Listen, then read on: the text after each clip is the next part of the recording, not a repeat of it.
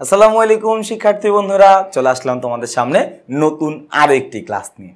বন্ধুরা, আজকের ক্লাসে আমরা আমাদের 2021 সালে উচ্চ মাধ্যমিক পরীক্ষায় অংশগ্রহণকারী শিক্ষার্থী বন্ধুদের জন্য শিক্ষা বোর্ড যে বিশেষ অ্যাসাইনমেন্ট পদ্ধতি চালু করেছে, সেই অ্যাসাইনমেন্টের আমরা উৎপাদন, ব্যবস্থাপনা ও বিপণন দ্বিতীয় পত্রের যেই অ্যাসাইনমেন্টটি রয়েছে, সেই অ্যাসাইনমেন্টটি আজকে আমরা সমাধান করার চেষ্টা করব।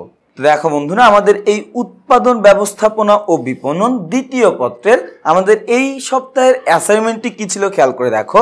এটা হচ্ছে আমাদের 4 নম্বর অ্যাসাইনমেন্ট। অর্থাৎ এই অ্যাসাইনমেন্টটি যদি আমরা সম্পাদন করতে পারি, সম্পূর্ণ করতে পারি, তাহলে এই উৎপাদন, ব্যবস্থাপনা ও বিপণন বিষয়ের উপরে আমাদের চতুর্থ অ্যাসাইনমেন্টটি করা হয়ে যাবে। এবং এই অ্যাসাইনমেন্টটি আমাদের এসেছে তৃতীয় অধ্যায় বিপণনের যেই কার্যাবলী রয়েছে, সেই কার্যাবলী ওই অধ্যায় থেকে। এবং আমাদের অ্যাসাইনমেন্ট বা নির্ধারিত কাজটি কি বলেছে দেখো, এখানে বলেছে বিপণন কার্যাবলীর বিশ্লেষণ। অর্থাৎ বিপণনের কি কি কাজ রয়েছে, সেই কাজগুলো সম্পর্কে বিশ্লেষণ করতে হবে।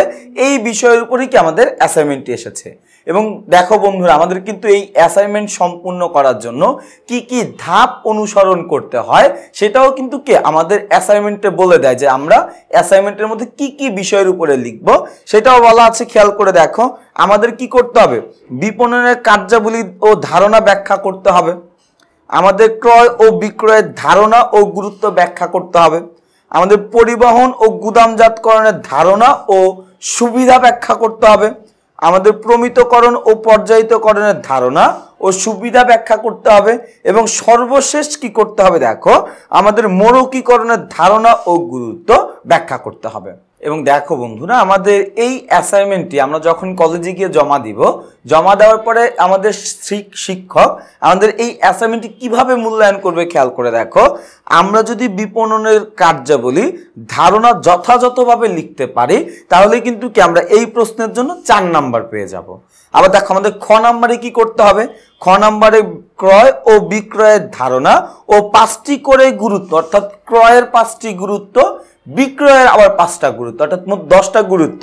এটা যদি আমরা লিখতে পারি, তাহলে এই খ নাম্বারের জন্য যে নির্ধারিত 4 নাম্বার রয়েছে, সেটা আমরা পেয়ে যাব।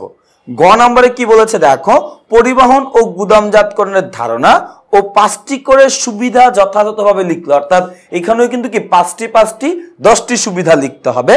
ঘ নম্বরে বলেছে প্রমিতকরণ ও পর্যায়িতকরণের কি করতে হবে দেখো, ধারণা ও গুরুত্ব যদি আমরা যথাযথভাবে ব্যাখ্যা করতে পারি, এইখানেও কিন্তু কি আমরা 4 নাম্বার পেয়ে যাব। এবং সর্বশেষ খেয়াল করে দেখো, সর্বশেষে মোড়কীকরণের ধারণা ও এর 8টি গুরুত্ব যদি আমরা যথাযথভাবে ব্যাখ্যা করতে পারি, তাহলে কিন্তু কি আমরা 4 নাম্বার পেয়ে যাব। খেয়াল করে দেখো বন্ধুরা, আমাদের এখানে প্রশ্ন হচ্ছে মোট 4টি এবং প্রশ্ন হচ্ছে মোট 5টি, এবং প্রত্যেকটা প্রশ্নের জন্য নির্ধারিত নাম্বার হচ্ছে 4। অর্থাৎ আমাদের এই পুরো অ্যাসাইনমেন্টের জন্য বরাদ্দকৃত নাম্বার হচ্ছে 20 নাম্বার। তো দেখো বন্ধুরা, আমাদের এই অ্যাসাইনমেন্টটি আমাদের লিখতে বলেছে বিপণন কার্যাবলীর বিশ্লেষণ। এই আলোকে, অর্থাৎ এই হেডিং এর আলোকে আমরা আমাদের অ্যাসাইনমেন্টটি সম্পাদন করব। এবং দেখো, আমাদের অ্যাসাইনমেন্টের প্রথম যে প্রশ্নটি ছিল, আমাদের প্রথম প্রশ্নে আমাদের বলেছে বিপণন কার্যাবলীর ধারণা সম্পর্কে লিখতে। দেখো বন্ধুরা, আমরা বিপণন কার্যাবলীর ধারণা সম্পর্কে লিখেছি। বিপণন কাকে বলে? আমরা সবাই জানি যে বিপণন বা বাজারজাতকরণ হচ্ছে একটি সামাজিক ও ব্যবস্থাপকীয় প্রক্রিয়া, যা পণ্য বিনিময়ের মাধ্যমে ক্রেতা ভ্যালু সৃষ্টি করে। অর্থাৎ আমরা এরকম আবার বলতে পারি যে পণ্য উৎপাদকের নিকট হতে চূড়ান্ত ভোক্তার নিকট পৌঁছানো পর্যন্ত যাবতীয় সকল কার্যাবলীর সমষ্টিকেই কি আমাদের বিপণন বলা হয়। আমরা যদি বিপণনের কার্যাবলীর ধারণাগুলো একটু দেখি, খেয়াল করে দেখো বন্ধুরা, বিপণন কাজ হচ্ছে কর্ম, কার্য বা সেবার দ্বারা প্রকৃত উৎপাদক ও চূড়ান্ত ভোক্তার সংযুক্ত হয়। অর্থাৎ দেখো, বিপণন কার্যাবলীর মাধ্যমেই কিন্তু কি একজন প্রকৃত ভোক্তা এবং যিনি উৎপাদনকারী রয়েছে, এদের দুজনের যোগসূত্র স্থাপন করা হয়। পণ্যদ্রব্য প্রাথমিক উৎপাদন কেন্দ্র থেকে পূর্ণ প্রক্রিয়া কেন্দ্রে এবং পূর্ণ প্রক্রিয়ার দিকে থেকে চূড়ান্ত ভোক্তার নিকট পৌঁছানোর সময় যেসব কার্যাবলী সম্পাদিত হয়, তা বিপণন কার্যাবলী নামে পরিচিত। অর্থাৎ খেয়াল করে দেখো বন্ধুরা, আমাদের এমন অনেক পণ্য আছে যেগুলো দুইবার উৎপাদন কাজে ব্যবহৃত হয়, অর্থাৎ এক জায়গায় কিছু উৎপাদন করা হয় এবং আরেক জায়গায় আরো কিছু উৎপাদন করা হয়। যেমন আমরা যদি এই শার্টটার কথা বলি, দেখো এটা কিন্তু কি আগে যে কোনো একজন কি বা যে কোনো একটা জায়গায় তুলা থেকে সুতা তৈরি করা হয়েছে, হয়তোবা ওই একই জায়গাতে সুতা থেকে কাপড় তৈরি করা হয়েছে, ওই কাপড়টা আবার আরেক ওই কাপড়ের জায়গা থেকে অন্য আরেকটা স্থানে নিয়ে ওইখানে কি করা হয়েছে, এটাকে শার্টে রূপান্তরিত করা হয়েছে, অর্থাৎ আবার পূর্ণ উৎপাদনের জন্য পাঠানো হয়েছে। এবং ওই উৎপাদনকারীর কাছ থেকে এই শার্টটা যেহেতু আমি ব্যবহার করছি, এই শার্টের ভোক্তা আমি নিজেই, আমার চূড়ান্ত ভোক্তার নিকট পৌঁছাচ্ছে। এটাই কিন্তু কি এই পৌঁছানো পর্যন্ত বিপণন যতগুলো কাজ সম্পূর্ণ করলো সবগুলো কাজকে আমরা কি বলবো, বিপণনের কার্যাবলী বলবো। এবং খেয়াল করে দেখো আমি এখানে কি করেছি, কিছু রাইটারের সংজ্ঞা অ্যাড করেছি, তোমরাও এটাই করবে যে কিছু রাইটারের সংজ্ঞা বা কোনো আলাদা কোনো একটা বইয়ের সংজ্ঞা এগুলো অ্যাড করে দিবে, এতে করে কি আমাদের অ্যাসাইনমেন্টগুলো দেখতে আরো বেশি সুন্দর হবে।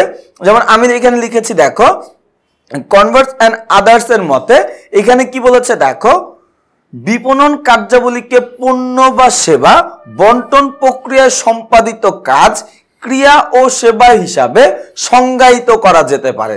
অর্থাৎ দেখো বিপণনকে আমরা কি বলতে পারি, আমাদের যে পণ্য বা সেবা বন্টনের যেই প্রক্রিয়া, এই বন্টন প্রক্রিয়ার সাথে সম্পাদিত যেই কাজ রয়েছে ওই কাজগুলোকেই কিন্তু কি আমরা বিপণনের কার্যাবলী হিসাবে সংজ্ঞায়িত করতে পারি। তো দেখো বন্ধুরা, এই উপরের সংজ্ঞাগুলো যদি আমরা বিশ্লেষণ করি, বিশ্লেষণ করে আমরা কি দেখতে পাই, দেখো বিশ্লেষণ করে বিপণন কার্যাবলী সম্পর্কে নির্মুক্ত ধারণা পাওয়া যায়। কি কি ধারণা আমরা পাই, দেখো বিপণন কার্যাবলী হলো একটি সমন্বিত প্রক্রিয়া, ভোক্তাদের সর্বোচ্চ সন্তুষ্টি বিধানের লক্ষ্যে কাজ করে, প্রকৃত উৎপাদক ও চূড়ান্ত ভোক্তার মধ্যে সেতু বন্ধন সৃষ্টি করে। বিপণনের কার্যাবলী বিপণনের পরিবেশ থেকে শুরু করে বিপণন ব্যবস্থাপনা পর্যন্ত বিস্তৃত থাকে। এবং খেয়াল করে দেখো এই আলোচনার আলোকে আমরা কি বলতে পারি, অতএব আমরা বলতে পারি যে প্রতিষ্ঠানের লক্ষ্য অর্জন ও ভোক্তাদের সর্বোচ্চ সন্তুষ্ট বিধানের জন্য উৎপাদনকারীর কাছ থেকে চূড়ান্ত ভোক্তার কাছে পণ্যদ্রব্য ও সেবা সামগ্রী পৌঁছে দেওয়ার পর্যায়ে সংগঠিত ক্রয় ও বিক্রয়, পরিবহন, গুদামজাতকরণ, মোড়কীকরণ, অর্থ সংস্থান, ঝুঁকি গ্রহণ, মান নির্ধারণ, শ্রেণীবদ্ধকরণ ইত্যাদি কাজই হলো কি বিপণন। তো দেখো বন্ধুরা, এতক্ষণ আমরা কি করলাম, আমাদের বিপণনের যে কার্যাবলী রয়েছে সেটার ধারণা সম্পর্কে আমরা আলোচনা করলাম। এখন আমরা আলোচনা করব, অর্থাৎ আমাদের খ নাম্বার প্রশ্ন, ক্রয়ের ধারণা ও গুরুত্ব সম্পর্কে। খেয়াল করে দেখো বন্ধুরা, ক্রয় বলতে আসলে কি বোঝায়, দেখো বাজারজাতকরণের প্রথম গুরুত্বপূর্ণ কাজ হলো কি ক্রয়। ব্যক্তিগত চাহিদা পূরণ ও উৎপাদন কাজের জন্য কাঁচামাল সংগ্রহের উদ্দেশ্যে এবং চূড়ান্তভাবে পণ্যের স্বত্বাধিকার লাভের জন্য অর্থের বিনিময়ের প্রক্রিয়াই হলো ক্রয়। এবং খেয়াল করে দেখো, ক্রয়ের মাধ্যমে পণ্যের সত্যগত উপযোগ সৃষ্টি হয়। ক্রয় সম্পর্কে বিভিন্ন মনীষীর বক্তব্য নিচে দেওয়া হলো, অর্থাৎ আমরা একটা রাইটারের সংজ্ঞা দিয়ে দিব। দেখো এখানে প্রসাদ এবং ভিক্টরের মতে কি বলেছে, দেখো ভোক্তা ও শিল্পীয় ব্যবহারকারীদের নিকট চূড়ান্তভাবে পণ্য বিক্রয়ের উদ্দেশ্যে পণ্য বা সেবা সংগ্রহ করাকেই কি বলা হয়, ক্রয় বলা হয়। অর্থাৎ খেয়াল করে দেখো, ক্রয় করা হয় মূলত পুনরায় বিক্রয় করার উদ্দেশ্যে, আবার মাঝে মাঝে আমরা যারা ভোক্তা রয়েছি, আমরা ভোক্তারা ক্রয় করি কি করতে, পণ্যটা ভোগ করতে। তো দেখো বন্ধুরা, উপরোক্ত সংজ্ঞা বিশ্লেষণ করলে আমরা কিন্তু কি ক্রয়ের কিছু বৈশিষ্ট্য আমরা দেখতে পাই। বৈশিষ্ট্যগুলো কি কি, দেখো ক্রয়ের মাধ্যমে ক্রেতাদের ব্যক্তিগত চাহিদা পূরণ ও উৎপাদনের কাঁচামাল সংগ্রহ করা যায়, চূড়ান্তভাবে পণ্যের স্বত্বাধিকার লাভ হয়, শিল্পী ও ব্যবহারকারীদের নিকট চূড়ান্তভাবে পণ্য বিক্রয় করার উদ্দেশ্য করা হয়, এবং দেখো সঠিকভাবে প্রয়োজন নির্ধারণ করা। পরিশেষে বলা যায় ক্রয় হলো পণ্যের স্থিরকরণ, পণ্যের উৎস অনুসন্ধান ও নির্ধারণ, পণ্য সম্পর্কে তথ্য সংগ্রহ, পণ্যের মান যাচাই, পণ্যের মূল্যের সাথে মান যাচাই, চাহিদা ও মূল্যের সমন্বয় এবং সত্য হস্তান্তর। পণ্যের মালিকানা ক্রেতার নিকট হস্তান্তরের প্রক্রিয়াই হলো ক্রয়।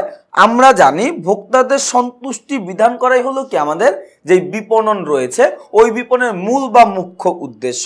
আমরা এখন কি করব, বিপণনের যে প্রথম কাজ যে ক্রয়, এই ক্রয়ের কিছু গুরুত্ব আমরা আলোচনা করব। দেখো বন্ধুরা, আমাদেরকে কি বলেছিল, আমাদেরকে বলেছিল ক্রয়ের কমপক্ষে 4টা গুরুত্ব লিখতে হবে। তো আমরা লিখেছি, দেখো 1 নম্বর হচ্ছে কি সহজ বিক্রয়।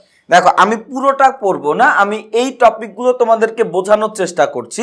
দেখো সহজ বিক্রয় বলতে আসলে কি বোঝানো হচ্ছে, উৎপাদন কার্যের জন্য এবং ব্যক্তিগত প্রয়োজনে ব্যবহারের জন্য পণ্যদ্রব্য ক্রয় করা হয়।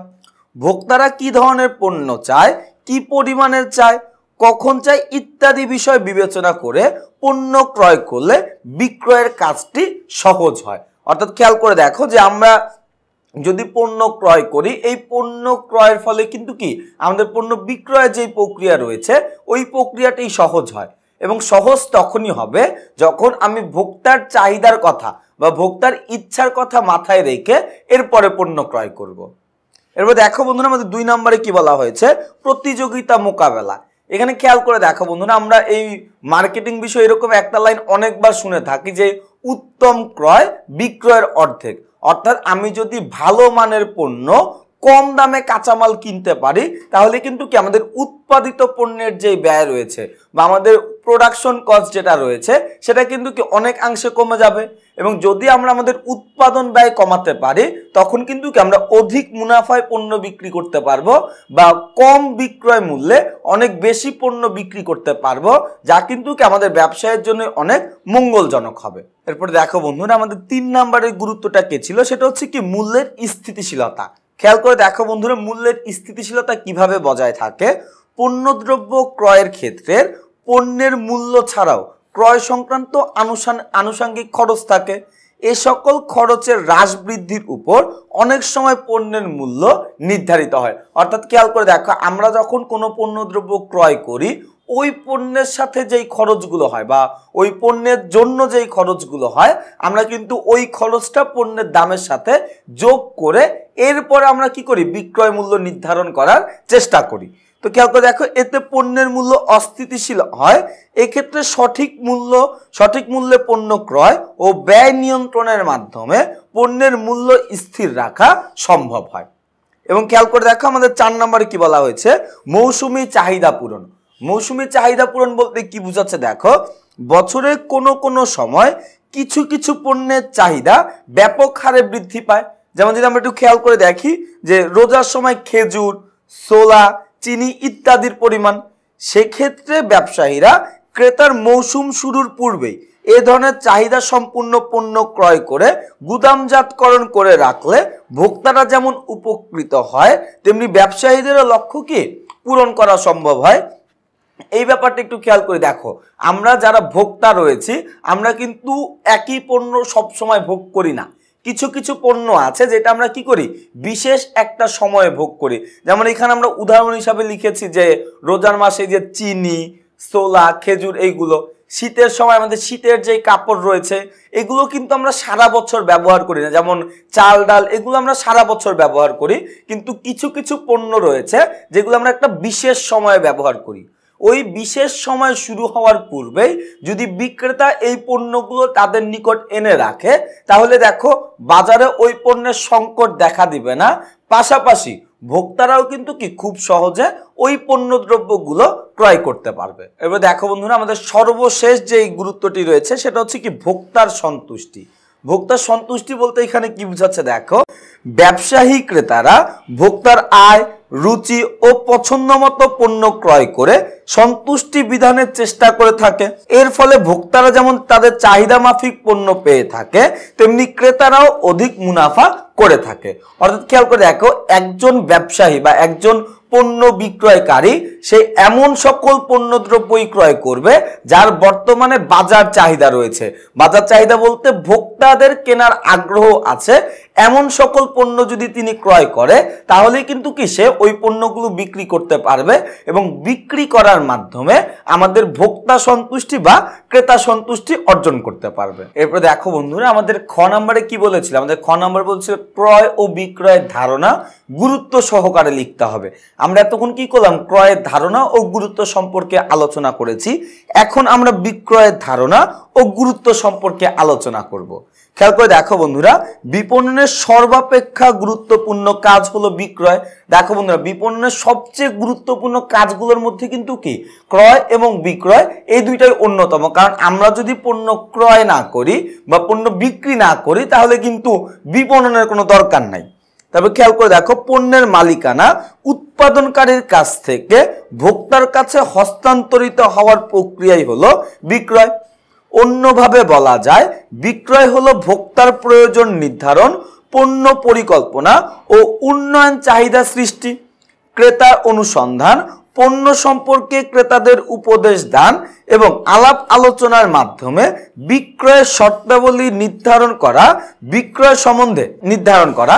এবারে খেয়াল করে দেখো, বিক্রয় সম্পর্কে আমরা এখন কি করব, কিছু রাইটারের সংজ্ঞা অ্যাড করে দিব। যেমন আমি এখানে লিখেছি, দেখো প্রসাদ এবং ভিক্টরের মতে তারা কি বলেছে, দেখো পণ্যকে লাভজনকভাবে ক্রেতার নিকট প্রবাহিত করার সকল কাজের সমষ্টিকেই কি বলা হয়, বিক্রয় বলা হয়। অর্থাৎ আমরা যখন মুনাফার আশায় বা লাভের আশায় পণ্যকে ক্রেতার দিকে ধাবিত করব বা ক্রেতার দিকে প্রভাবিত করব, সেটাকে আমরা কি বলবো, বিক্রয় বলবো। তো দেখো বন্ধুরা, আমরা উপরোক্ত যে সংজ্ঞাগুলো আমরা আলোচনা করলাম, এই সংজ্ঞা থেকে আমরা বিক্রয় সম্পর্কে একটা কমপ্লিটলি একটা ধারণা পাচ্ছি। সেই ধারণাগুলো কি কি দেখো, বিক্রয় হলো অর্থের বিনিময়ে ক্রেতার নিকট পণ্যের মালিকানা হস্তান্তর, বিক্রয় ভোক্তার প্রয়োজন নির্ধারণ করে এবং পণ্য পরিকল্পনা ও উন্নয়ন করে ও ক্রেতা অনুসন্ধান করে, বিজ্ঞাপন, ব্যক্তিক বিক্রয় ও বিক্রয় প্রসার ইত্যাদি কিন্তু কি আমাদের বিক্রয়েরই অন্তর্ভুক্ত একটা বিষয়।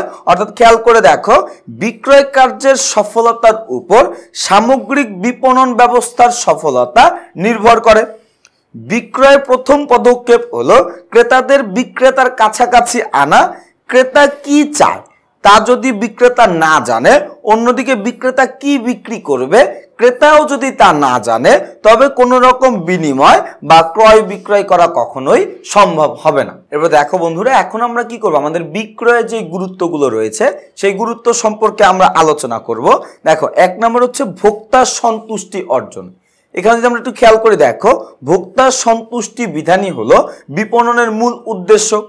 বিক্রয় প্রক্রিয়ার মাধ্যমে পণ্যদ্রব্যের মালিকানা উৎপাদনকারীর কাছ থেকে ভোক্তার নিকট হস্তান্তরিত হয়ে থাকে।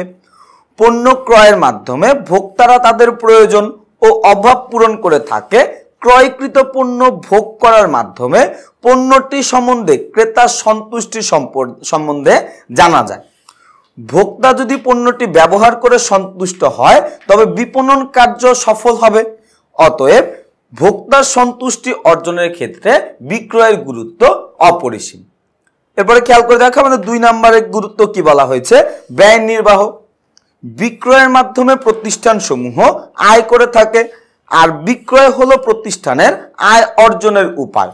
প্রতিষ্ঠানের যাবতীয় ব্যয় এই অর্জিত আয় থেকে মেটানো হয়, তাই বিক্রয়কে বিপণনের সবচেয়ে গুরুত্বপূর্ণ কাজ বলা হয়ে থাকে। এরপর দেখো বন্ধুরা, বিপণনের 3 নম্বর গুরুত্ব কি বলা হয়েছে, বিনিয়োগ তুলে নেওয়া।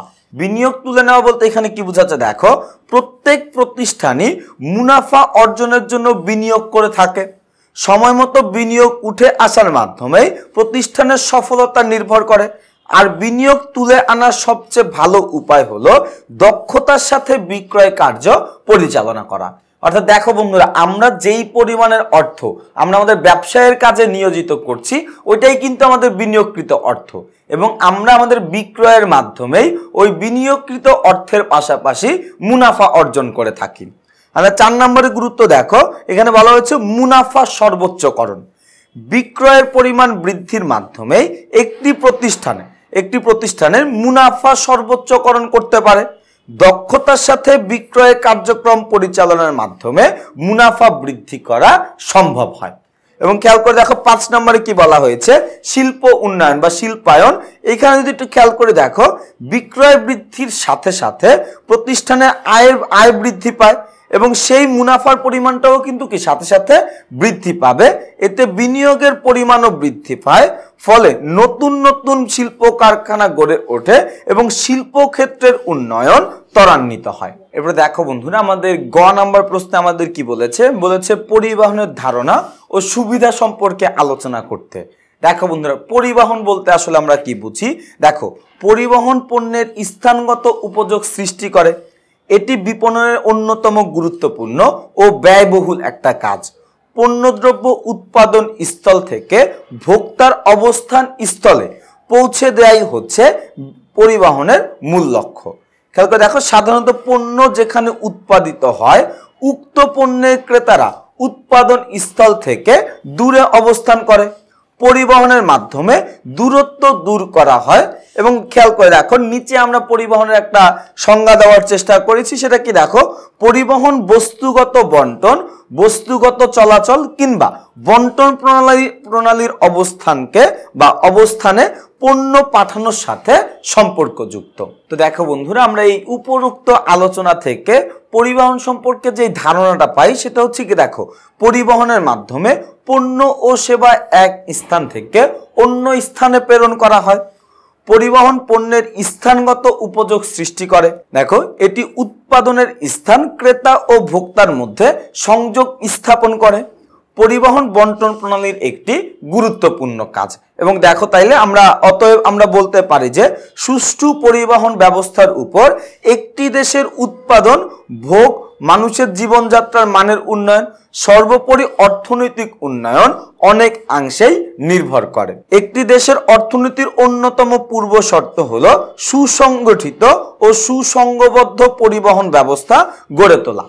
পরিবহন ব্যবস্থার উন্নয়নের সাথে সাথে বিশেষায়িত অঞ্চল, বৃহতায়তন উৎপাদন, কম মূল্যে পণ্য উৎপাদন সম্ভব হচ্ছে। তাই পরিবহন ছাড়া উন্নয়ন কোনোভাবেই দেশের উন্নয়নের কথা চিন্তা করা যায় না। দেখো বন্ধুরা, আমরা এখন কি করব, পরিবহনের যে সুবিধাগুলো রয়েছে ওই সুবিধা সম্পর্কে আলোচনা করব। খেয়াল করে দেখো, 1 নম্বরে বলা আছে স্থানগত উপযোগ। দেখো বন্ধুরা, পরিবহনের মাধ্যমে কিন্তু কি আমাদের স্থানগত উপযোগ সৃষ্টি, অর্থাৎ পরিবহনের কারণেই আমরা পণ্য উৎপাদনের স্থল হতে ভোক্তার আবাস স্থল পর্যন্ত পণ্যটা পৌঁছে দিতে পারি। বা ভোক্তার দিক থেকে যদি আমরা চিন্তা করি, তাহলে ভোক্তা কি করতে পারে, যে কোনো পণ্য খুব সহজেই তার হাতের নিকটে পেতে পারে শুধুমাত্র কি পরিবহনের মাধ্যমেই। এবং দেখো, আমাদের 2 নম্বর সুবিধা কি বলা হয়েছে, চূড়ান্ত ভোক্তার নিকট পৌঁছানো। খেয়াল করে দেখো বন্ধুরা, ভোক্তা এবং ক্রেতা এই দুইটা পক্ষের মধ্যে কিন্তু একটা ছোট্ট পার্থক্য আছে। পার্থক্যটা কি, যারা পণ্য ক্রয় করে বা যিনি পণ্য ক্রয় করে সে হচ্ছে কি ওই পণ্যের ক্রেতা, এবং যিনি পণ্যটা ব্যবহার করবে বা পণ্যটা ভোগ করবে বা পণ্যের উপযোগিতা নিঃশেষ করবে তাকে আমরা কি বলবো, ভোক্তা বলে থাকবো। এবং পরিবহন কি করে, এই পণ্য দ্রব্যগুলো চূড়ান্ত ভোক্তার নিকট পৌঁছাতে সহায়তা করে। এবং আমাদের 3 নম্বরে সুবিধা কি দেওয়া আছে, দেখো আমদানি ও রপ্তানিতে সুযোগ সৃষ্টি। দেখো বন্ধুরা, আমরা আমদানি বলতে কি বোঝাচ্ছি, আমরা যখন বাহিরের দেশে অর্থাৎ নিজ দেশের ভৌগোলিক সীমানার বাহির থেকে কোনো পণ্যদ্রব্য আমাদের নিজেদের ভৌগোলিক সীমারেখার মধ্যে নিয়ে আসি সেটাকে আমরা কি বলি, আমদানি। এবং ঠিক একই রকম ভাবে আমাদের ভৌগোলিক সীমানার বাইরে যখন কোনো পণ্য পাঠাই সেটাকে আমরা কি বলি, রপ্তানি বলে থাকি। এবং এই আমদানি এবং রপ্তানির কাজেও কিন্তু কি পরিবহন সহায়তা করে। এখানে হতে পারে উড়োজাহাজ ব্যবহার হতে পারে কোনো জলপথ অর্থাৎ বড় কোনো লঞ্চ, হতে পারে ট্রেন, হতে পারে বাস, যে কোনো একটা পরিবহনের মাধ্যমে আমরা কি করি, পণ্য আনা নেওয়া করে থাকি বা আমদানি রপ্তানি করে থাকি। যেই কারণে আমরা বলে থাকি যে পরিবহন কি করে, আমাদের আমদানি এবং রপ্তানিতে একটা বিরাট সুযোগ সৃষ্টি করে। এরপর দেখো বন্ধুরা, আমাদের চতুর্থ বা 4 নম্বর সুবিধাটি কি বলা হয়েছে, বাজার সম্প্রসারণ। খেয়াল করে দেখো বন্ধুরা, এখানে কি বলা হয়েছে, দেশের যে কোনো একটি স্থানে উৎপাদিত দ্রব্যগুলো পরিবহনের মাধ্যমে অন্যান্য অঞ্চলগুলোতে পৌঁছে দেওয়া হয়। যেসব অঞ্চলে অধিক পরিমাণে চাহিদা সৃষ্টি হয় সেসব স্থানে সহজেই পরিবহনের মাধ্যমে পণ্য বন্টন করা সহজ হয়। তাই চাহিদা বাড়ার সাথে সাথে ব্যবসায় সম্প্রসারণ করা সম্ভব এবং কাঙ্ক্ষিত গ্রাহকের নিকট পণ্য সামগ্রী পৌঁছে দেওয়া যায়। এবং দেখো বন্ধুরা, আমাদের সর্বশেষ সুবিধা যেটি রয়েছে পণ্য বন্টন করা। দেখো বন্ধুরা, পরিবহনের মাধ্যমে আমরা কি করতে পারি? পণ্যগুলো বন্টন করতে পারি, বা বন্টন প্রণালীর অন্যতম একটা ধাপ বা কাজ কিন্তু হচ্ছে কি পরিবহন। দেখো, পরিবহনের মাধ্যমে আমাদের পণ্যগুলো যথাসময়ে যথা স্থানে বন্টন করার যেই ধাপ বা প্রক্রিয়া, সেই কাজটা কিন্তু আমরা সহজেই করতে পারি। এরপরে দেখো বন্ধুরা, আমাদের গ নম্বরে আরো কি বলেছিল গুদামজাতকরণের ধারণা ও এর সুবিধা সম্পর্কে লিখতে। দেখো বন্ধুরা, গুদামজাতকরণের মাধ্যমে পণ্যদ্রব্যের সময়গত উপযোগিতা সৃষ্টি হয়। সাধারণ অর্থে গুদামজাতকরণ হলো ক্ষয়ক্ষতির হাত থেকে পণ্য সামগ্রী রক্ষার সংরক্ষণ প্রক্রিয়া। আর দেখো, এই সংরক্ষণ ব্যবস্থার মাধ্যমে পণ্য সামগ্রীকে যেমন পরিমাণগত ক্ষয়ক্ষতির হাত থেকে রক্ষা করা যায়, তেমনি পণ্য সামগ্রীর গুণগত মানও রক্ষা পায়। এছাড়া এক মৌসুমের পণ্য অন্য মৌসুমে ভোগ করার ক্ষেত্রে গুদামজাতকরণ সহায়ক ভূমিকা পালন করে থাকে। এবং দেখো বন্ধুরা, আমেরিকান মার্কেটিং অ্যাসোসিয়েশন এর মতে গুদামজাতকরণ হচ্ছে পণ্য উৎপাদনের সময় থেকে চূড়ান্ত বিক্রয় পর্যন্ত ধরে রাখা। অর্থাৎ দেখো বন্ধুরা, আমরা যখন পণ্য উৎপাদন করি, উৎপাদন থেকে শুরু করে বিক্রি করার আগ পর্যন্ত পণ্যটাকে ধরে রাখা বা সংরক্ষণ করার যেই প্রক্রিয়া, ওই প্রক্রিয়াটাকেই মূলত কি বলা হচ্ছে? গুদামজাতকরণ বলা হচ্ছে। তো দেখো বন্ধুরা, আমরা এই উপরোক্ত আলোচনা থেকে আমরা গুদামজাত সম্পর্কে যেই ধারণাগুলো পাচ্ছি, সেটাকে খেয়াল করে দেখো বন্ধুরা। গুদামজাতকরণ পণ্য সামগ্রীকে ক্ষয়ক্ষতির হাত থেকে রক্ষা করে, উৎপাদন হতে চূড়ান্ত বিক্রির মধ্যবর্তী সময় পর্যন্ত পণ্য সামগ্রী সংরক্ষণ করা হয়। গুদামজাতকরণ পণ্যের সময়গত উপযোগ সৃষ্টি করে। উৎপাদক, পাইকারি ব্যবসায়ী, খুচরা ব্যবসায়ী এবং কৃষক গুদামজাতকরণ সংরক্ষণের কাজ করে থাকে। অতএব আমরা বলতে পারি যে গুদামজাতকরণ হলো পণ্যদ্রব্যের পরিমাণগত ও গুণগত মানের নিশ্চয়তা বিধানের জন্য পরিদর্শন, গ্রেডিং, বিজ্ঞানসম্মত সংরক্ষণ প্রভৃতি কার্যের সমষ্টি, যা সামগ্রিকভাবে সময়গত উপযোগ সৃষ্টি করে থাকে। বিপণনের ক্ষেত্রে গুদামজাতকরণ অত্যন্ত গুরুত্বপূর্ণ। পণ্য সংগ্রহ, পণ্যের মূল্য স্থিতিশীলতা রক্ষা, চাহিদার সাথে যোগানের সামঞ্জস্য বিধানের মাধ্যমে ক্রেতাদের ভোগের অধিক তৃপ্তি সহায়তা করা গুদামজাতকরণের কাজ। এবং নিচে আমরা এখন কি করব? গুদামজাতকরণের কিছু সুবিধা আলোচনা করব। দেখো বন্ধুরা, সুবিধাগুলো কি কি? এক নম্বর হচ্ছে পণ্যদ্রব্যকে ক্ষয়ক্ষতির হাত থেকে রক্ষা করা। দেখো বন্ধুরা, পণ্যকে এই যে আমরা যে গুদামজাতকরণ করে রাখি, গুদামজাতকরণ করে রাখার অনেক বড় একটা সুবিধা হচ্ছে পণ্যদ্রব্যের কোনো ক্ষয়ক্ষতি হয় না। দেখো, গুদামজাতকরণ বলতে কি বোঝায়, এটা আর নতুন করে বোঝানোর মতো কিছু নাই, কারণ আমরা সবাই জানি যে আসলে গুদামজাতকরণ বলতে কি বোঝায়। আমরা একটা মৌসুমের পণ্য অন্য আরেকটা মৌসুম বা একটা সময়ের উৎপাদিত পণ্য অনেক দিন পর পর্যন্ত ভোগ করতে পারি শুধুমাত্র কি গুদামজাতকরণের মাধ্যমে। এবং গুদামজাতকরণ কিন্তু আমি চাইলেই আমি করতে পারবো না। গুদামজাতকরণের একটা নির্দিষ্ট প্রক্রিয়া আছে, একটা প্রসেসের মধ্য দিয়ে কি করতে হয়? আমাদের এই গুদামজাতকরণটি করতে হয়। যেই প্রক্রিয়ার মাধ্যমে যদি আমরা গুদামজাতকরণ করি, তাহলে পণ্যের কোনো ধরনের ক্ষয়ক্ষতি হয় না। অতএব আমরা বলতে পারি যে আমরা পণ্য গুদামজাতকরণের মাধ্যমে পণ্যদ্রব্যের যেই ক্ষয়ক্ষতি রয়েছে, ওই ক্ষয়ক্ষতি থেকে আমরা রক্ষা পাই। এরপর দেখো বন্ধুরা, আমাদের 2 নাম্বার সুবিধাটা কি রয়েছে, সেটা হচ্ছে কি পণ্যের গুণগত মান রক্ষা। দেখো, গুদামজাতকরণের মাধ্যমে কিন্তু কি আমাদের পণ্যের যে গুণাগুণ রয়েছে, ওই গুণগত মান রক্ষা করেই কিন্তু কি আমরা পণ্যটা গুদামজাতকরণ করে থাকি। যেমন আমরা এখানে আলুর কথা বলতে পারি। দেখো, আলু কিন্তু একটা শীতকালীন সবজি, কিন্তু এই আলু কিন্তু আমরা 12 মাস ভোগ করতে পারি শুধুমাত্র গুদামজাতকরণের মাধ্যমেই। এবং খেয়াল করে দেখবে যে আমরা শীতকালে যে আলুটা খাচ্ছি এবং এই গরমের দিনে বা বর্ষার দিনে যে আলুটা খাচ্ছি, দুইটার মধ্যে কিন্তু কোনো পার্থক্য নাই, বা প্রত্যেকটা আলুর স্বাদ কিন্তু একই রকম। কারণ কি, দেখো তারা কি করছে, পণ্যটা সংরক্ষণের পাশাপাশি পণ্যের যেই গুণগত মান আছে বা পণ্যের যেই গুণাগুণ আছে, সেইটাও কিন্তু কি রক্ষা করার চেষ্টা করে। এরপর দেখো, গুণগত মান উন্নত করা। এখানে যদি একটু খেয়াল করে দেখো, গুদামজাতকরণের মাধ্যমে শুধুমাত্র পণ্যের গুণগত মান রক্ষা করা যায় তা নয়, গুণামজাতকরণের মাধ্যমে পণ্যের গুণগত মান বৃদ্ধি করা হয়। উদাহরণস্বরূপ আমরা কি বলতে পারি, দেখো তামাক, কাঠ, পনির, মদ ইত্যাদি পণ্যদ্রব্য উৎপাদনের সঙ্গে সঙ্গে ব্যবহার উপযোগী হয় না। এই সকল পণ্যদ্রব্য গুদামজাতকরণ করে এদের গুণগত মান উন্নয়ন ঘটিয়ে ব্যবহার উপযোগী করার চেষ্টা করা হয়।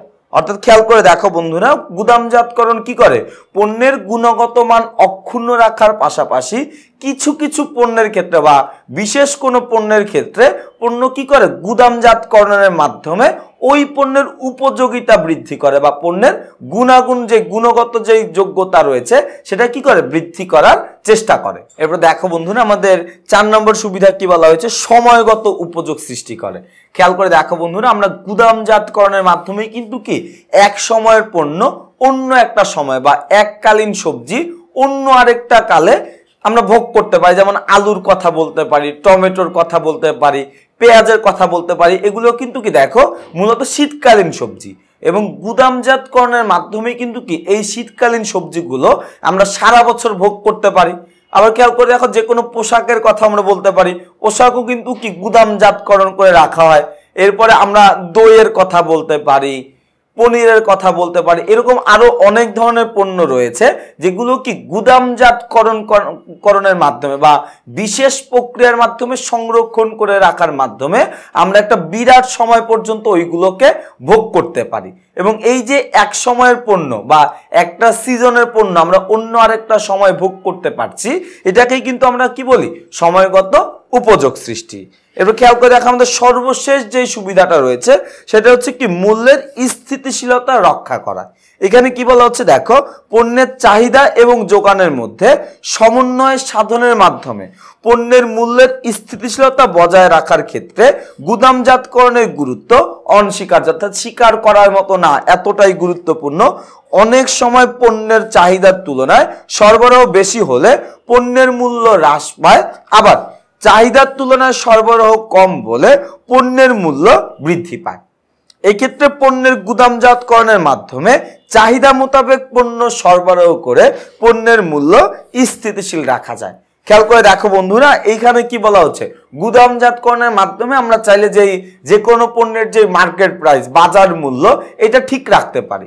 কিভাবে দেখো, যখন যে কোনো একটা পণ্যের উৎপাদন মৌসুমে ওই পণ্যের দাম কিন্তু কম থাকে এবং যখন এই উৎপাদন মৌসুমটা চলে যায় বা শেষ হয়ে যায় তখন কিন্তু ওই পণ্যের দাম অনেক বেশি থাকে। কারণ কি দেখো, যদি মনে করে আলুর কথা যদি আমরা বলি, দেখবো যখন আলুর সিজন থাকে শীতকালে তখন দেখবো আলুর দাম কিন্তু খুবই কম থাকে, অর্থাৎ পানির দাম থেকেও কিন্তু কি আলুর দাম অনেক কম থাকে। এবং যখন দেখবো আস্তে আস্তে আলুর সিজন চলে যাচ্ছে, আস্তে আস্তে কিন্তু কি আমাদের আলুর দামও ধীরে ধীরে অল্প অল্প করে বৃদ্ধি পেতে থাকে। এত বেশিও বাড়তে পারে না, কারণ আমরা কি করে রাখি, যেই পরিমাণের আলু উৎপাদন করা হয় চাহিদা মোতাবেক কিছু পণ্য বাজারে ছেড়ে দেই এবং বাকি পণ্যগুলো আমরা ধরে রাখি বা গুদামজাতকরণ করে রাখি। পরবর্তীতে বাজার চাহিদা অনুযায়ী ওই পণ্যগুলো আস্তে আস্তে বিক্রি করি এবং এর মাধ্যমে কিন্তু কি আমাদের পণ্যের যেই মূল্য স্থিতিশীলতা এটা বজায় থাকে। আর আমরা যদি এই আলুটাকে গুদামজাতকরণ করে না রাখতাম তাহলে কি হতো, দেখো ওই সিজনে অর্থাৎ আলু উৎপাদনের মৌসুমে আলুর দাম খুবই কম থাকতো এবং যখন উৎপাদন মৌসুম শেষ হয়ে যেত তখন কিন্তু কি এই আলুর দাম অনেক বেশি থাকতো। এই কারণে গুদামজাতকরণের মাধ্যমে পণ্যের মূল্যের স্থিতিশীলতা রক্ষা করা বা বজায় রাখা সম্ভব হয়। তো দেখো বন্ধুরা, এতক্ষণ আমরা কি করলাম, পরিবহন ও গুদামজাতকরণের ধারণা ও এদের 5টি করে সুবিধা সম্পর্কে আমরা আলোচনা করেছি।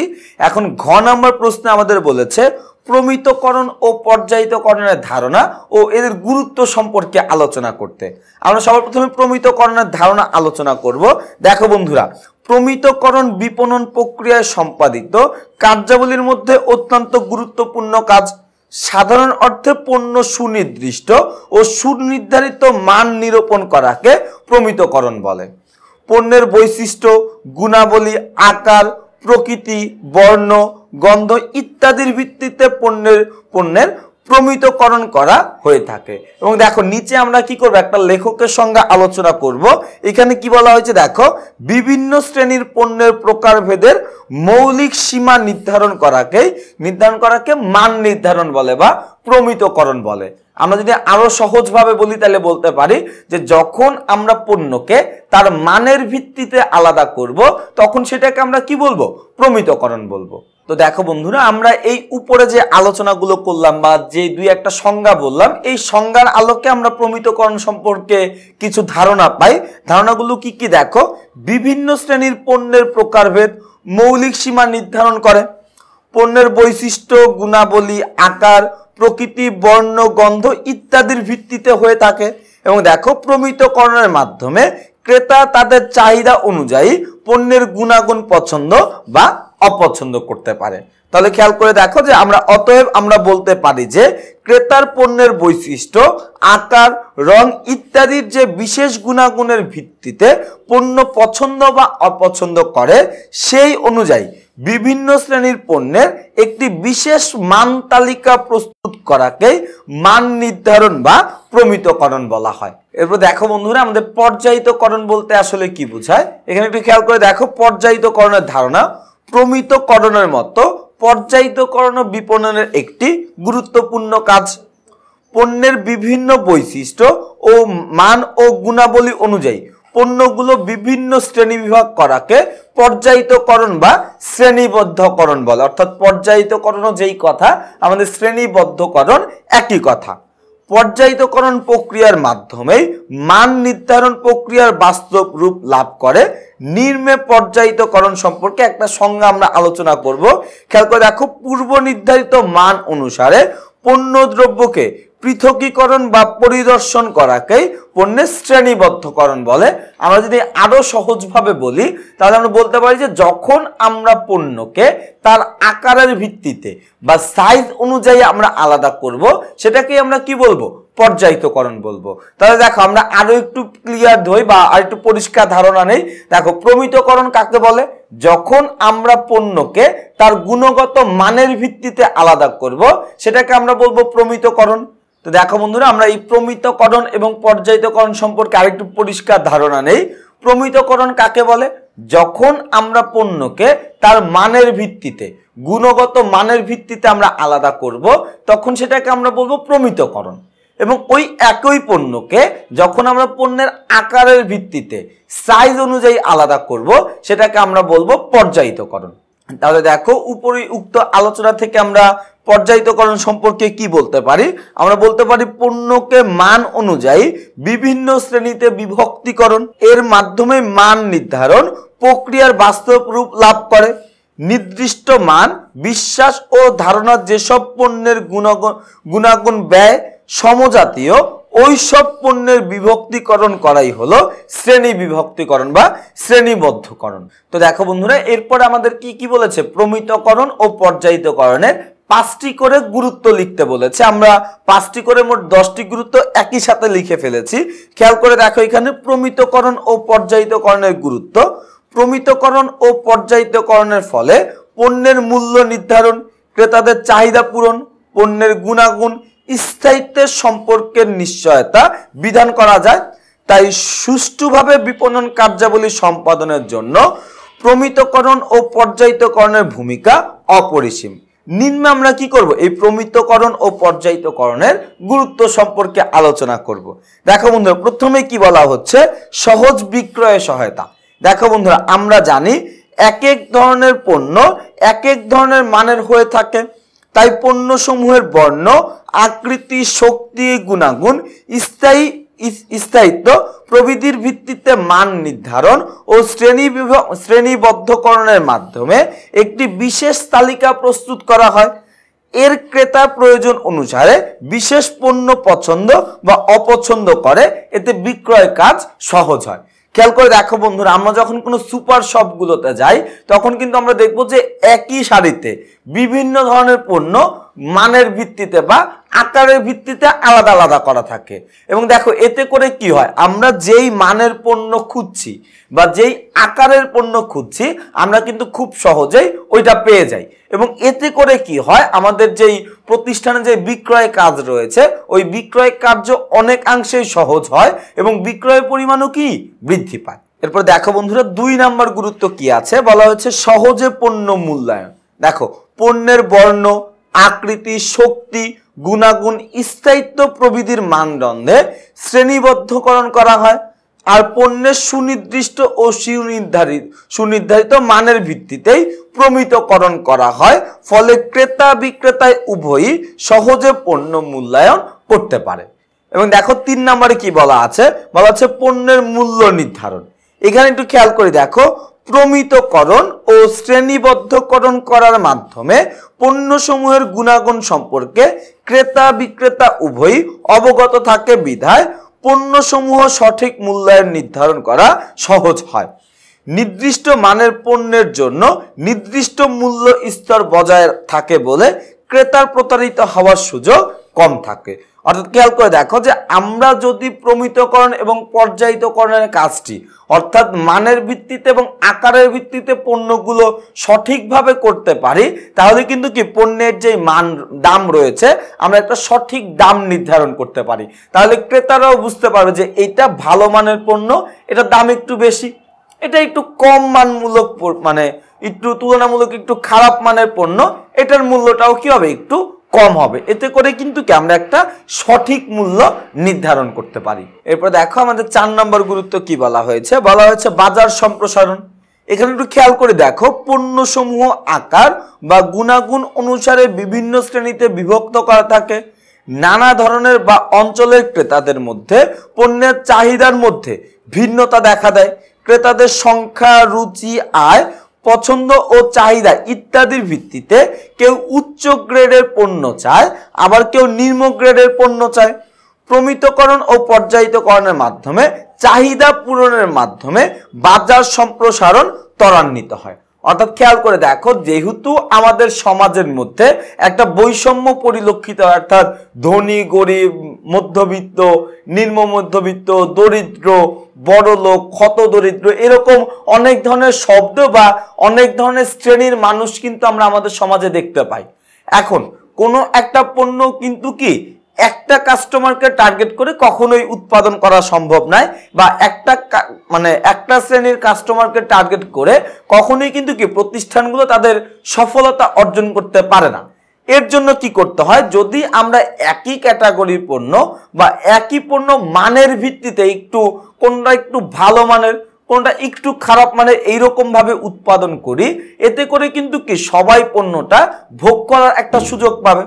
যেমন আমরা যদি যে কোনো কাঁচা পণ্যের কথা চিন্তা করি, মনে করো বড় যে মাছগুলো রয়েছে, এখন কোনো দোকানদার বা কোনো মাছ ব্যবসায়ী সে যদি বড় ছোট মাছ একসাথে মিলিয়ে বিক্রি করে, এতে করে দেখো যেমন করে সমাজের উঁচু স্তরে যারা আছে তারা কখনোই ছোট মাছ কিনতে যাবে না, আবার সমাজে যারা নিচু স্তরের মানুষ আছে তারা কিন্তু আকারে বড় এরকম ধরনের মাছ কেনার আর্থিক সামর্থ্য তাদের মধ্যে থাকবে না। এই কারণে দেখো, এই প্রমিতকরণ বা পর্যায়িতকরণের মাধ্যমে দুইটা শ্রেণীর ভোক্তাদেরই চাহিদা পূরণ করা হয়, এবং এই চাহিদা পূরণ করার ফলে আমাদের বাজার ব্যবস্থাটা সম্প্রসারণ হয়, বা যে কোনো একটা পণ্যের বাজারের পরিমাণটা বৃদ্ধি পায়। এরপরে খেয়াল করে দেখো 5 নম্বরে বলা হয়েছে বিপণন ব্যয় হ্রাস। এখানে খেয়াল করে দেখো, সঠিকভাবে পণ্য প্রমিতকরণ ও পর্যায়িতকরণ করা হলে চাহিদা সৃষ্টিতে ব্যয় কম হয়, কারণ ক্রেতা বিক্রেতা পণ্যের মান সম্পর্কে ধারণা থাকে বলে বিক্রেতা সহজেই ক্রেতার পণ্য ক্রয়ে আগ্রহী করে তুলতে পারে। ফলে কিন্তু কি আমাদের যে বিপণন ব্যয় রয়েছে সেটা অনেকাংশেই হ্রাস পায়। এরপর দেখো বন্ধুরা, আমাদের 6 নম্বরে কি গুরুত্ব আছে, বলা হচ্ছে ঝুঁকি হ্রাস। ঝুঁকি হ্রাস বলতে এখানে কি বোঝাচ্ছে, পণ্যের গুণাগুণের নিশ্চয়তা থাকে বলে ক্রয়জনিত ঝুঁকি হ্রাস পায়। ফলে কি ক্রেতারা নিশ্চিত হয়ে পণ্য ক্রয় করতে পারে, এবং যদি ক্রেতারা নিশ্চিন্ত হয়ে পণ্য ক্রয় করতে পারে তাহলে কিন্তু কি আমাদের প্রতিষ্ঠানে যে ঝুঁকি থাকে, ঝুঁকির পরিমাণ কিন্তু অনেকাংশেই কমে যায়। এরপর দেখো 7 নম্বরে বলা হয়েছে বৈদেশিক বাণিজ্যের সম্প্রসারণ। এখানে একটু খেয়াল করি আমরা, দেখো প্রমিতকরণ ও শ্রেণীবদ্ধকরণের মাধ্যমে পণ্যের মান ও গুণাগুণের নিশ্চয়তা থাকে বলে বিদেশি ক্রেতারাও পণ্য ক্রয়ে আগ্রহী হয়। ফলে বিদেশি পণ্য রপ্তানির মাধ্যমেও বৈদেশিক মুদ্রা অর্জন করা সম্ভব হয়। এবার দেখো বন্ধু, আমাদের 8 নম্বরে বলা হয়েছে অর্থ সংস্থান। বাজারে এ জাতীয় পণ্যের সঠিক মূল্য সহজেই নির্ধারণ করা যায় বলে বিভিন্ন অর্থ ঋণদানকারী প্রতিষ্ঠানসমূহ পণ্যের বিপরীতে ঋণদানে আগ্রহী হয়, ফলে অর্থ সংস্থান যেই প্রক্রিয়া রয়েছে এই প্রক্রিয়াটা অনেক বেশি সহজ হয়। এরপরে দেখো বন্ধুরা, আমাদের 9 নম্বর গুরুত্বে বলা হয়েছে বীমার সুবিধা। বীমার সুবিধা বলতে এখানে কি বোঝাচ্ছে দেখো, এই ধরনের পণ্যের মূল্য নির্ধারণের ক্ষেত্রে কোনো রকম দ্বিধা সৃষ্টি হয় না, ফলে পণ্য পরিবহনকালে ক্ষতিগ্রস্ত হলে বা নষ্ট হলে বা চুরি হয়ে গেলে বীমা কোম্পানির কাছ থেকে সহজেই কি করা যায়, ক্ষতিপূরণ পাওয়া সম্ভব হয়। এবং খেয়াল করে দেখো, আমাদের সর্বশেষ যেই গুরুত্ব রয়েছে সেটা হচ্ছে কি নৈতিকতার সৃষ্টি। এখানে যদি খেয়াল করে দেখো, পণ্যের মানের একটি নির্দিষ্ট গ্রেড করা থাকে বলে তারা অশিক্ষিত, অজ্ঞ ও দুর্বল ক্রেতাদের সাথে কোনো রকম কারচুপি করতে পারে না। এজন্য প্রমিতকরণ ও পর্যায়িতকরণের মাধ্যমে বিক্রেতাদের মধ্যে নৈতিকতাবোধ সৃষ্টি করা যায়। দেখো, তাহলে পরিশেষে আমরা বলতে পারি যে পণ্যের মান নির্ধারণ ও শ্রেণীবদ্ধকরণ বিপণন কার্যাবলীকে দারুণভাবে প্রভাবিত করে। এরপর দেখো বন্ধুরা, আমাদের এই অ্যাসাইনমেন্টের সর্বশেষ প্রশ্নে আমাদের কি বলেছে মোড়কীকরণের ধারণা ও গুরুত্ব সম্পর্কে আলোচনা করতে। দেখো বন্ধুরা, মোড়কীকরণ কাকে বলে? দেখো, মোড়কীকরণ এটার ইংরেজি শব্দ হচ্ছে প্যাকেজিং। মোড়কীকরণ বলতে আসলে কি বোঝায়? দেখো, মোড়কীকরণ বা প্যাকেজিং হচ্ছে পণ্যের উপর আলাদা একটা আস্তরণ বা আবরণ, যা পণ্যের গুণগত মান অক্ষুণ্ণ রেখে পণ্যকে কি করে, ক্রেতা বা ভোক্তাদের নিকট আকর্ষণীয় করে তোলে। অর্থাৎ দেখো, প্যাকেজিং এর বা মোড়কীকরণের প্রধান উদ্দেশ্য বা মুখ্য উদ্দেশ্যই কিন্তু হচ্ছে কি পণ্যের গুণগত মান অক্ষুণ্ণ রাখা। আমরা একটু খেয়াল করি, এখানে দেখো, পণ্যের গুণাগুণ ঠিক রাখা এবং পণ্যকে ভোক্তার কাছে আকর্ষণীয় করে তোলার জন্য পণ্যের বাহিরে যে আবরণ দেওয়া হয় তাকে মোড়কীকরণ বলে। বিপণন কার্যাবলীর মধ্যে এটি একটি গুরুত্বপূর্ণ কাজ। মূলত পণ্যের নিরাপত্তা, উপযোগিতা, সংরক্ষণের সুবিধা, স্থানান্তর সুবিধা এবং ক্রেতার আকর্ষণ বৃদ্ধির উদ্দেশ্যে বিভিন্ন সাইজ বা আকারে মোড়কীকরণ করা হয়। নিম্নে কি আমরা মোড়কীকরণের একটা সংজ্ঞা আলোচনা করব। এই সংজ্ঞাটা আমাদের দিয়েছে ফিলিপ কটলার, যাকে আমরা আধুনিক বাজারজাতকরণের জনক বলি। তিনি কি বলেছেন দেখো, প্যাকেজিং বলতে পণ্যের জন্য ধারক বা মোড়ক ডিজাইন করা এবং উৎপাদন সংক্রান্ত কার্যাবলীকেই বোঝানো হয়ে থাকে। তো দেখো বন্ধুরা, এই উপরোক্ত আলোচনা করে আমরা এই মোড়কীকরণ সম্পর্কে কিছু ধারণা পাই। ধারণাগুলো কি কি দেখো, এটা পণ্যকে ক্ষয়ক্ষতির হাত থেকে রক্ষা করে, এটা পণ্যকে আকর্ষণীয়ভাবে উপস্থাপন করতে সহায়তা করে, এটা পণ্য পরিবহনে সহজ করে, অর্থাৎ এর মাধ্যমে আমরা পণ্যটা সহজে পরিবহন করতে পারি। পরিশেষে বলা যায়, পণ্যের গুণাগুণ যাতে নষ্ট না হয় এবং পণ্যকে ভোক্তার কাছে আকর্ষণীয় করে তোলার জন্য পণ্যের বাহিরে যে আবরণ দেওয়া হয় তাকে মোড়কীকরণ বলে। বাজারে অর্পণের জন্য প্রায় সব পণ্যকেই কোনো না কোনো ভাবে মোড়কীকরণ করতে হয়। পণ্য বিপণনে মোড়কীকরণ খুবই গুরুত্বপূর্ণ একটা ভূমিকা পালন করে এবং এই বিপণনের মধ্যে মোড়কীকরণের কি কি গুরুত্ব রয়েছে আমরা সেখান থেকে কি করব, 8টা গুরুত্ব আলোচনা করব। কারণ আমাদের প্রশ্নে বলে দিয়েছে আমরা যদি কমপক্ষে 8টি গুরুত্ব বর্ণনা করি তাহলে কিন্তু কি আমরা 4 নাম্বার পাবো। তো দেখো বন্ধুরা, আমাদের মোড়কীকরণের কি কি গুরুত্ব রয়েছে। সর্বপ্রথমে হচ্ছে মোড়কীকরণ কি করে, উপযোগিতা বৃদ্ধি করে। কিভাবে উপযোগিতা বৃদ্ধি করে? দেখো, মোড়কীকরণ সহজেই পণ্যকে উৎপাদনকারীর কাছ থেকে ভোক্তার কাছে পৌঁছাতে পারে, পণ্যকে ধ্বংস ও নষ্ট ইত্যাদির হাত থেকে রক্ষা করে, পরিবহনের সুবিধা হয়, ফলে পণ্যের উপযোগিতা বৃদ্ধি পায়। অর্থাৎ দেখো, পণ্যের যদি প্যাকেট না থাকতো, প্যাকেজিং আমরা না করতাম, তাহলে পণ্যটা অনেক তাড়াতাড়ি নষ্ট হয়ে যেত এবং আমরা যে পণ্যটা পরিবহন করি, পরিবহনে আমাদের অনেক অসুবিধা হতো। খেয়াল করে দেখো যে আমরা 1 কেজি আটা হাতে করে নিয়ে যাচ্ছি, দেখা যাবে আমরা বাসায় যেতে যেতে ওই আটা কিন্তু উড়ে চলে গেছে, আমরা কিন্তু আর ওই আটা খুঁজে পাবো না। তার মানে কি, যদি আমরা একটা প্যাকেটে করে নেই আমাদের কি হবে, ওই আটাগুলো পরিবহন করতে সুবিধা হবে। আবার এমন অনেক পণ্য আছে যেগুলো প্যাকেজিং ছাড়া ওটা নষ্ট হয়ে যায়। যেমন আমরা মুড়ির কথা বলতে পারি, মুড়ি যদি আমরা যে কোনো একভাবে মোড়কীকরণ না করি, প্যাকেজিং না করি, তাহলে কিন্তু মুড়ির যেই গুণগত মান আছে ওটা কিন্তু নষ্ট হয়ে যাবে। তারপরে দেখো কি বলা আছে 2 নম্বরে নাড়াচাড়ার সুবিধা। এখানে কি বলা হয়েছে দেখো, কৃষিজাত পণ্য স্থানান্তরের সুবিধার জন্য মোড়কীকরণ করা হয়, যেমন চাল, দুধ, তেল, মাংস ইত্যাদি। মোড়কীকরণ ছাড়া স্থানান্তর করা সম্ভব নয়, ফলে মোড়কীকরণ পণ্য সামগ্রী স্থানান্তর তথা নাড়াচাড়ার সাথে সুবিধা প্রদান করে। এরপর দেখো বন্ধুরা আমাদের 3 নম্বর গুরুত্ব কি বলা হয়েছে গুণাগুণ নির্ধারণ ও পণ্য নির্বাচনের সুবিধা। খেয়াল করে দেখো, এখানে সাধারণত প্রমিতকরণ ও পর্যায়িতকরণ করার পর ভোক্তাকে বাজারে উপস্থাপনের উদ্দেশ্যে মোড়কীকরণ করা হয়। এতে করে ভোক্তারা তাদের নির্ধারিত পণ্য সহজেই শনাক্ত করতে পারে, এর ফলে পণ্য নির্বাচন ও বাছাই সহজ হয়। খেয়াল করে দেখবা বন্ধুরা, আমরা প্রায় সময় পণ্য নির্বাচন করি ওটার প্যাকেজিং এর ভিত্তিতে, অর্থাৎ আমি কি ধরনের পণ্য চাই। যারা অশিক্ষিত আছে বা আমি এরকম ভাবে বলতে চাই না, যারা একটু কম বোঝে বা কম জানে, তারা দেখবা কি করে পণ্যের প্যাকেজিং এর উপর নির্ভর থাকে।